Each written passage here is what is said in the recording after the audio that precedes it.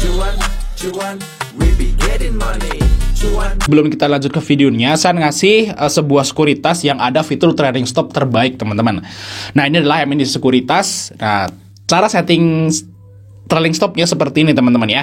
Jadi misalnya saham GTRA, terus kita bisa pilih namanya high price, ini yang suka saya pakai. Terus Mas Bro persentasenya bisa diganti-ganti. Misalnya 1, 2, 5, terserah lah. Pokoknya misalnya saya pakai 2%. Terus di sini kuantitasnya adalah jumlah teman-teman yang mau dijual lotnya.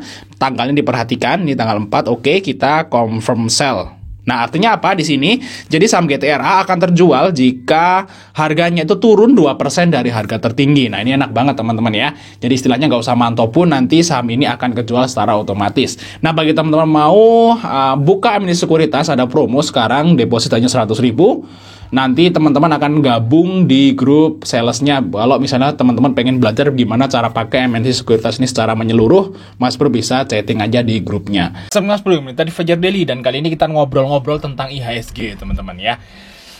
IHSG merah lagi, dan bahkan ini merahnya sampai 1,2%, teman-teman ya. Jadi gimana nih nasib-nasib saham-saham blue chip, guys? Nah, kalau apa yang saya perhatikan, teman-teman ya, IHSG itu sempat rame di tanggal 30 dan tanggal 2. Nah, terus di tanggal 3 dan tanggal 6 ini sepi sekali, guys. Ya, bahkan hari ini transaksinya itu 8T doang. Nah, ini udah digabung sama pasar nego. Kalau nggak salah sih regulernya itu cuma 7T. Dan ini termasuk sepi, guys. Di bawah 10T itu sepi. Alasan sepinya kenapa, teman-teman? Ya, adalah ini, guys, yang bikin sepi, guys. IPO menarik di bulan Januari. Dan di sini ada IPO jumbonya 1, guys, yaitu CBDK ya. CBDK itu 2,3T. Ini termasuk IPO jumbo ya, guys ya. IPO gede yang bisa nyerap banyak sekali dana para investor retail atau para trader retail. Kenapa saat ada IPO yang jumbo-jumbo seperti ini jumbo loh, Ratu Jumbo ya, HGI lumayan lah 300 miliar ya, ini juga 200-an miliar ya. Yang kecil itu cuman obat dan Yoi aja, yang kesik lumayan gede juga. Yang lain gede-gede. Dan teman-teman totalin aja ini berapa T ini di sini, teman-teman. Nah, itu yang membuat ya pasarnya jadi lesu. Kenapa? Karena, guys ya, IPO yang terakhir yaitu IPO ADI itu bikin investor retail itu cuan lumayan gede ya. Begitu juga dengan MDI ya kan, nggak jadi rugi gitu, guys ya. Jadi, guys, orang-orang yang tadinya nggak pernah beli IPO itu pada beli IPO di bulan ini ya, atau di awal tahun ini. Orang-orang yang nggak kenal IPO pada beli IPO. Orang yang tadinya para investor swing trader atau trader yang nggak pernah beli IPO sekarang beli semua. Dan konsekuensi beli IPO tuh gimana sih? Konsekuensi beli IPO itu adalah dananya ketahan, teman-teman, selama 3 hari ya. Nah, misalnya teman-teman beli saham Ratu nih misalnya kan udah kepotong sekarang tuh, ya kan? Atau kepotongnya, oh ya enggak ya, kepotongnya sekarang, tapi kan dananya harus disiapin dari tanggal 3. Kan harus T+2 toh. Jadi ya dari tanggal 3 dan dari tanggal 2 udah mulai sepi, tanggal 3 sepi gitu, guys ya. Karena orang-orang pada nahan nih, nggak beli saham dulu, karena biar untuk nunggu T+2-nya. Nah, kalau orang-orang itu nggak pada beli saham, ya tentu aja jadi marketnya sepi. Dan ini kan Ratu udah selesai hari ini, tapi kenapa hari ini masih sepi?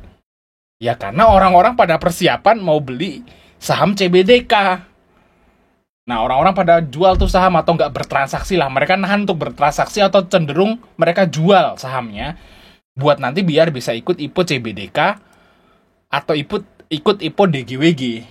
Kayak gitu, guys. Nah, itu dia ya masalahnya, teman-teman. Jadi ya ini wajar sepertinya ya. Menurut saya sih ini wajar, teman-teman ya. Karena nggak ada berita yang masif signifikan negatif, itu nggak ada kayaknya.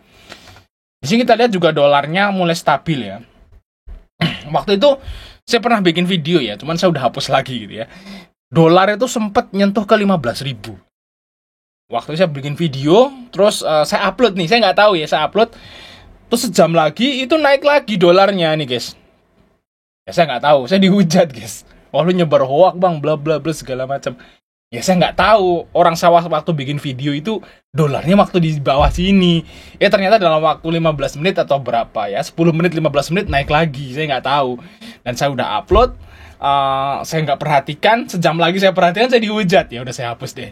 Ya emang seperti ini, guys. Sempet turun dolar waktu itu, guys. terus naik lagi. Nah sekarang kalau kita lihat di sini teman-teman, untuk harga dolar ya, ini udah mulai stabil di atas lah. Stabil di atas, intinya ya kayaknya sih udah nggak naik lagi ya, udah stabil di atas. Nah kalau udah seperti ini ya mungkin aja, dan kita berharap semoga turun.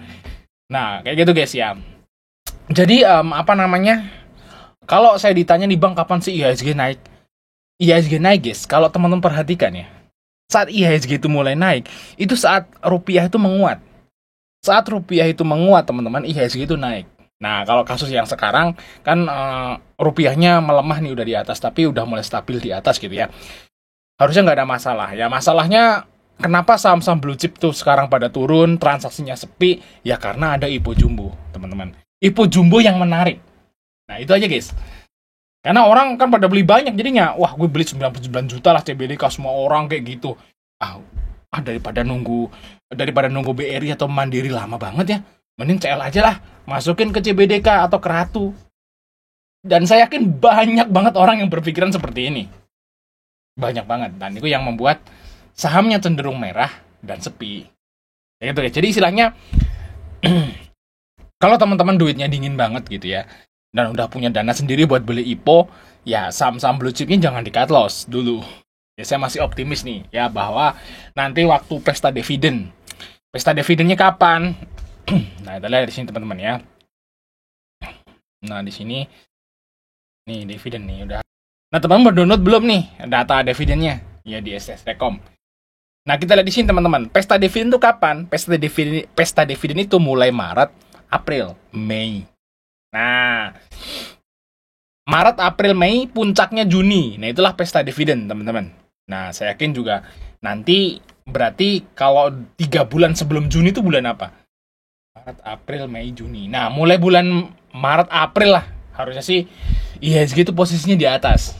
Kayak gitu guys ya. Jadi, ya mungkin kalau nggak pertengahan Januari atau Februari ini bakal naik lah untuk IHSG. Jadi sabarin dulu aja. Atau mungkin setelah IPO ini selesai, dananya udah pada dibalikin, terus IPO-nya udah profit pada cuan. Nah, mau nggak mau kan mereka beli lagi saham. Ya, yang dibeli apa kalau para investor? Ya saham-saham yang diskon lah. Ya saham-saham blue chip yang diskon, yang bagi dividen gede itu bentar lagi. Nah, mungkin setelah pesta IPO ini selesai, baru tuh market naik. Sabarin dulu seminggu guys. Ya, sabar dulu semingguan lagi ya kan, untuk si terakhir ini kan listing tanggal 13 ya. Mungkin ya minggu-minggu akhir minggu kedua, mungkin mulai tanggal 15, 16 ke atas lah, baru mungkin IHSG akan rame teman-teman ya. Kita coba lihat aja untuk nanti teman-teman. Oke, sampai ketemu di video berikutnya.